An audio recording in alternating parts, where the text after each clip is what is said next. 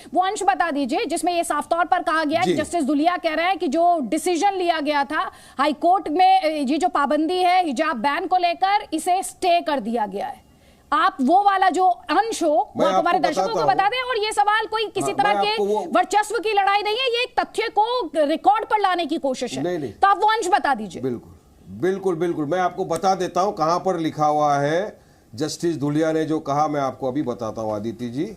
I have request justice Dhulia, I have cost the government order of February 5 and have ordered the removal of the restrictions. ये justice Dhulia का live law, कैमरे में दिखा भाई, live law justice Dhulia को coat करते हुए दिखा रहा है। लेकिन अगर स्प्लिट वर्डिक्ट है तब ये कैसे होल्ड करेगा?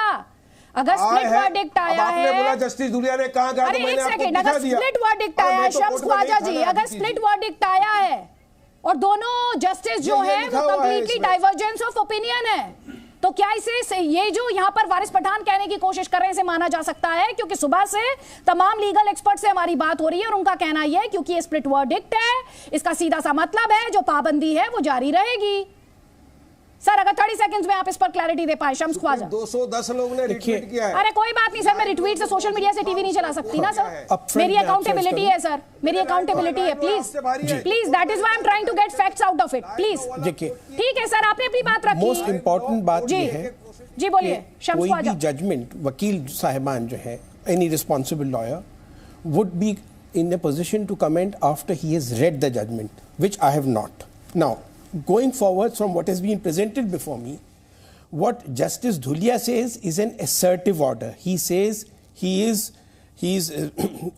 quashing this and he's going back on this aspect. Now, if there is a counter statement of assertive expression by Justice Hemant Gupta, that I refuse to quash the High Court order, I refuse to set aside the High Court order, तो ये neutral होगा। और अगर justice Hemant Gupta ने ऐसी कोई बात नहीं कही है असर्टिव, तो ये बात प्रिवेल कर जाएगी despite being a split verdict. तो जस्टिस गुप्ता का जजमेंट जो है वो स्टडी करने की जरूरत है टू फाइंड आउट। अच्छा तो शम्स ख्वाजा जी, अगर जस्टिस गुप्ता ने अपहोल्ड कर दिया है बेंगलोर, माफ कीजिएगा कर्नाटका हाई कोर्ट का ऑर्डर, उसके फैसले को, तो उसका मतलब क्या हुआ? कर्नाटका हाईकोर्ट का फैसला जो है वो हिजाब बैन को बरकरार रखने से जुड़ा हुआ था और उस अपील को रिजेक्ट कर दिया गया था, डिसमिस कर दिया गया था। अगर अपहोल्ड वर्ड उन्होंने यूज किया है तो फिर इट मींस ये जजमेंट न्यूट्रल है। ठीक है, हैव टू गो फॉरवर्ड। लगातार स्टेटमेंट्स आ रहे हैं। शफीकुर रहमान बर्क ने क्या कहा सुनिए, और उसके बाद प्रोफेसर जुनैद हारिस आपका जवाब उस पर प्लीज। मजहबी मामला है, इस्लाम का मामला है। इस्लाम के अंदर मतलब ये कि जवान बेटियां और या जो हैं वो हैं औरतों के लिए हिजाब का हुक्म दिया गया है कि वो बापर्दा रहें और बेपर्दा होकर बाज़ारों में गलियों में न घूमें। इससे चूँकि हालात बिगड़ते हैं, आवारगी बढ़ती है इससे। और आज अगर इसमें कोई पाबंदी लगाई जाती है कि हिजाब की ज़रूरत नहीं है, वो ये कहते हैं, तो इससे समाज को भी न सिर्फ इस्लाम को बल्कि समाज को नुकसान होगा। प्रोफेसर हारिस, आवारगी बढ़ती है, ऐसी भी रीजनिंग है। यहाँ तो राइट टू चूज की बात हो रही है, लेकिन एक रूढ़ीवादी स्कूल ये भी है जो पर्दों में रखना चाहता है बच्ची को। देखिए ये बात तो उनका अपना सोचने का अंदाज़ है, मैं उस पर नहीं कुछ मैं कहना चाहता हूँ।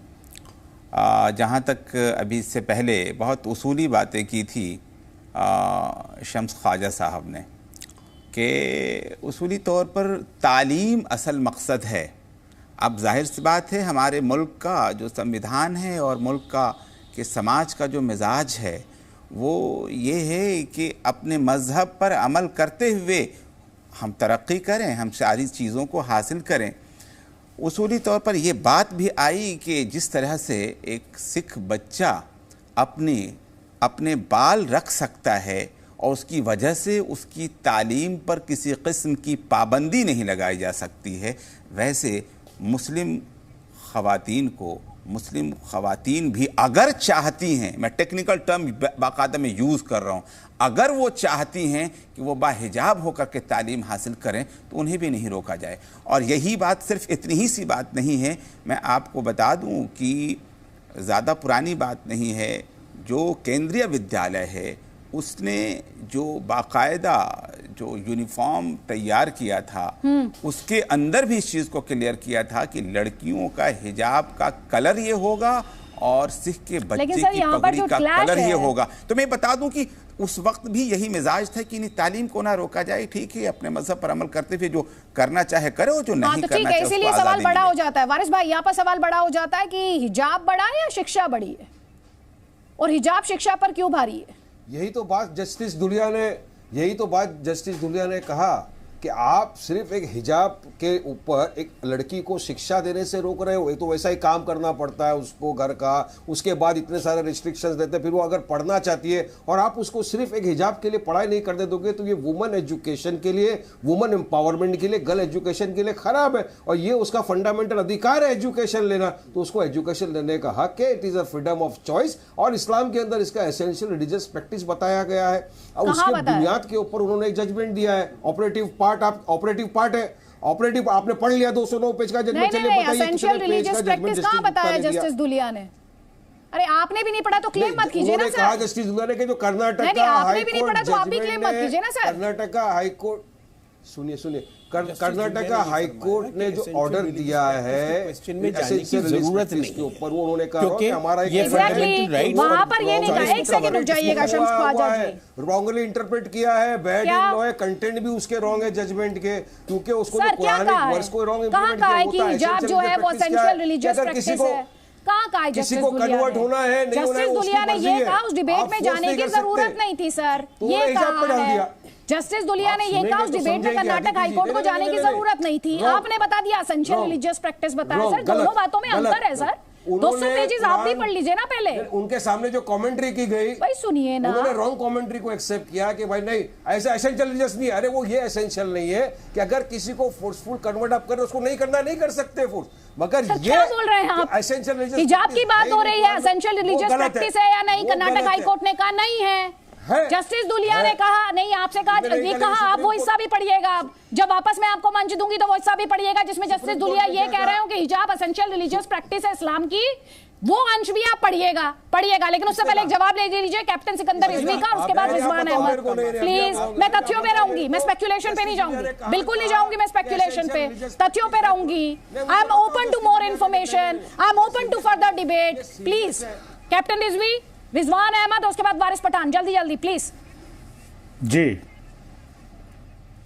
बहुत बहुत शुक्रिया, मुझे थोड़ा सा टाइम दे दिया। पहले ये पूछिए, कुरान के जिस सूरे के लोग नाम लेते हैं, जिस सूरे में जिक्र किया गया औरत को ढकने का, वो सर से लेकर पैर तक के ढकने का हुक्म है, सिर्फ चेहरा खुला नहीं, पूरा सर से पैर तक के। आप ईरान देख लिए, अफगानिस्तान देख लिए, सीरिया देख लिए, लीबिया देख लीजिए, पूरा सर से लेकर पैर तक के ढका जाता है औरतों को, वहां की पूरा चेहरे से लेकर सब कुछ ढका जाता है। और उस सूरे के अंदर पूरा ढकने के लिए हुक्म है, उसमें कहीं पे कंप्रोमाइज नहीं है। ये बहस कर रहे हैं जितने बैठे हुए हिजाब के लिए कर रहे हैं, ये पूरे ढकने की बात क्यों नहीं करते? भाई पूरे ढक के आएंगी, कहे ना, इनके हक की बात करें ना।